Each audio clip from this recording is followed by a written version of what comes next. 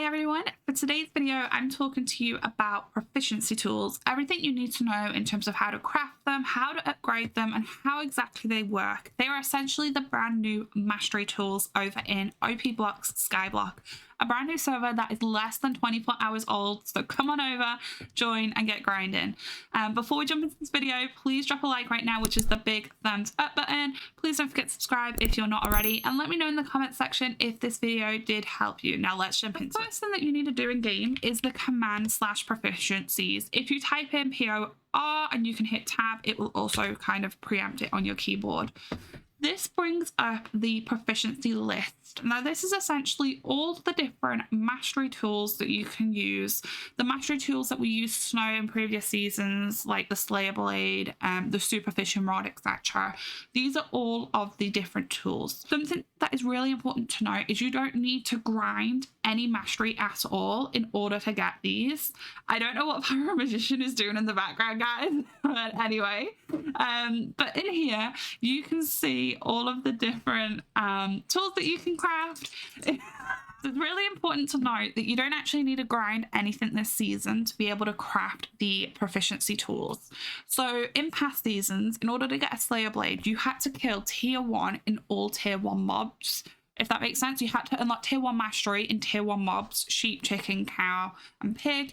You don't need to do anything. As long as you have the drops, you can craft this. For example, I have not killed a single tree, or I should say chopped a single tree, but I haven't chopped a single tree. As long as I have the materials, I'll be able to craft this right now because there's no requirements. So how this then works is if I go into the Slayer Blade as an example, in here, you have all the different levels of proficiency Slayer Blade tools. You start off with a rookie Slayer Blade. That is the first one that you will craft. You will not be able to craft the higher level ones because you'll need the one prior to then upgrade it. So what I mean by that is if I just jump onto an amateur Slayer Blade, you'll notice you need to have the rookie Slayer Blade in the first instance. If I just go backwards, we can see here the rookie one to start with. So in order to craft your rookie Slayer Blade, you're going to need a standard netherite sword followed by a stack of the same drop all the way around. So all of the cooked or raw rabbits, all of the ink stacks, all of the cooked fish and so on. You can't mix and match these. So you can't have string followed by spider eye followed by string. It all needs to be the same all the way around. The netherite sword needs to have no enchants and it needs to be fully repaired. So down here you can see my tools have a little bit of damage on them. So what we need to do is go to warp repair in order to fix this. I can then add it into the crafting table, a standard netherite sword with all of those drops. In order to get a netherite sword in the first place, you're going to do the command/craft. You're going to need to put, I don't know what Pyro Magician is doing here. You're going to need to put a diamond sword followed by a single netherite ingot. If I just come through here and show you, I don't have one to hand, but you guys get the gist. A diamond sword with a netherite ingot, and then that will give you the netherite sword. You're then going to go back to the command proficiencies, and then in here, drop that in, followed by the stack to craft it. Once you've got that, you can then begin to use the tool, and then at any point you will then be able to upgrade it. So you can see here it tells you need to kill 1,500 of any mob and then you can continue to upgrade it at any point. Now when I click into here, you need to have your rookie blade in the center. At this point that is allowed to have enchants on it. So if you have multi-kill on it, you're fine to put your rookie blade in the center with multi-kill. But you'll notice now that the drops you need are enchanted. Now, in order to craft enchanted drops, you're going to do the command/mcraft. And then in here is where you craft the enchanted drops. To see the recipe, under here, we can go in and we can actually flick through and see how to craft those relevant drops in here. So for example, if I wanted to do enchanted beef, you're going to need 32 beef in each one. It needs to be raw beef and that will give you a single enchanted piece. So again, if I kind of go back in here, that's 32 raw beef in each one, put it in here and then you'll be able to collect it. Then going back to that proficiency Slayer Blade on the amateur level, that's where you will then put them in here. alongside your rookie blade, and then you just click here to obtain that. It's the exact same for all the other categories. So for a pickaxe, it's the same again. So you'll need the ingots in here, and then you will need to make the enchanted version in here. To make the enchanted version of that, again, it is just that Mcraft.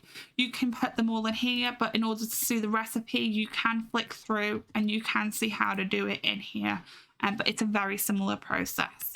The only one that is slightly different that is worth calling out is the fishing rod.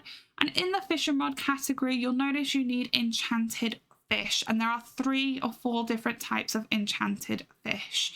Now, in order to get enchanted fish, you can see down here, I have a few on me. There are different ways to get these. You will get the sort of standard vanilla drops, which is the tropical fish, the raw salmon, the raw cod, etc. And when I do Mcraft using any of these, it has to be the same one. So I can't put my puffer fish on the bottom row, this wouldn't work. But if I put them all in here, you'll notice these give us this type of fish as an enchanted version. Now, how I've been doing it is I've been storing them in PV2, and then in here what you can do is you need to have the same type of fish. It doesn't have to be basic, it can be exotic or deep sea. Obviously basic is the best to use because they don't sell for much, but in here you need to fill it all with the same fish. The size and the fish star size doesn't matter, but it all needs to be the same type, i.e. they're all salmons. And then in here, these give you the different type of enchanted basic fish. Then on that proficiency craft in here, you'll notice this is where you enter them all around one by one, like so. You can't mix and match these, unfortunately. So again, this would not work if I was to change to vanilla along the top and then basic. It all needs to be the same one, but it can be any of them. That's kind of why I've been crafting all of these at the same time to get those. Now, once you've done this, obviously the aim is to get to the highest level. As you start to go up the categories, they take more and more enchanted drops. The aim is to take much longer to be able to craft these because obviously it's using a lot of resources to be able to get them. So the end goal here, craft the highest legendary item of those proficiency tools. Now, if I hover over my proficiency tool, I'm going to explain what all of this information means because there's loads of numbers and there's loads of writing and it's very overwhelming. So let me break this down for you. Each proficiency tool has the same stat categories, so to speak. So you can see here on my pickaxe, I have the different class, element, dungeon, rank, crystal, and bonus proficiency stats. It's the exact same list in here.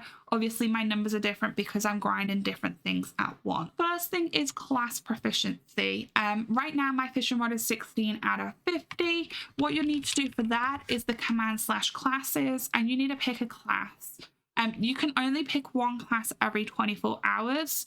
And it will stay for as long as you keep it as that class. The only time it will change is when you click to change, so it doesn't have an expiry on that. But I selected fishing class for my one. Now, essentially, once I've picked fishing class, the way that this then works is because I have the fisherman class, each time I catch a fish, depending on the category of fish that I get, it has a different value of XP. So we can see down here, a vanilla fish gives me 10 XP versus a basic fish that gives me 25 XP. Now, essentially, each time you catch, that number is adding up, and that is adding up to our total XP progress, which right now mine is 4,260 out of 5,000. Once you hit that sort of end goal, which right now my end goal is 5,000, that is when I then go up a proficiency class. So right now I'm at level 16 class.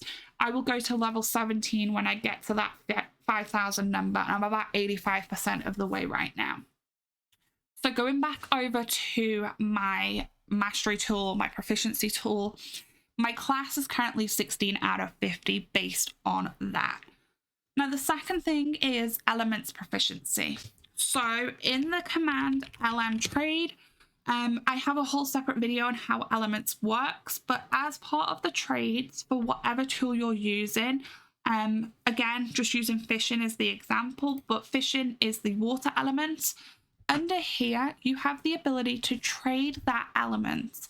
Now it costs 2 tidal schools, but it will provide you with 1 fishing proficiency level. So again, hovering back over my fishing rod, you can see here I can have up to 150. Now we're saying that we can get 1 at the cost of 2 tidal schools. So that essentially means in order to get max level, so 150 out of 150, I'm going to need to do that trade 150 times, and that will cost me a total of 300 tidal schools because 1 trade costs 2 schools, but then it will max out on the elements proficiency. When it then comes to the dungeons proficiency, you can do the command /warp dungeon hub, and that will take you to the hub arena for dungeons. And then when I come on down to trade with the merchants, I'm just going to click the merchants. And in here, you can see all the proficiency tools. And again, using the fishing rod as an example, you can see the trade requirements. So 10 coins, 1 heart, and 3 essence. That will provide me with 10 proficiency levels for that dungeon category. So again, 150 is the max. It gives us 10 lots of those. So that means you can do this trade 15 times, which is why there is a permanent limit of 15, but you can do it 15 times, and then you will have that category maxed out. You then have rank proficiency, which is the red one, 24 out of 400. Now this is your grinding category essentially. So each time I catch a fish, I basically get a point towards my current stats. The next one is rank proficiency, which is the red one, 24 out of 400. So going back to that command /proficiency, where you can upgrade your tool. In here, you can see the max rank proficiency category. So right now I have an amateur super rod. That means that I can only get to a maximum of 400. That's why I'm 24 out of 400 right now. Obviously, as I start to progress this further, I will go to a max level of 700, and then the total end goal is 2000. Now, the way that this works is essentially just based off player use and player grinding. The more that you use the tool, that's where your levels will start to go up on that category. You then have crystal proficiencies. So these are those crystals that players get when they use totems. For context, a totem looks something like this. You can get these in crates. I got these from island missions, so the command island mission. And then in here, what you need to do is view that mission. I actually can't do it here, so I just need to go back to spawn because you can't do it in dungeons. Give me 1 second. But in here, under island missions, go ahead and claim all of these once you've started to do them.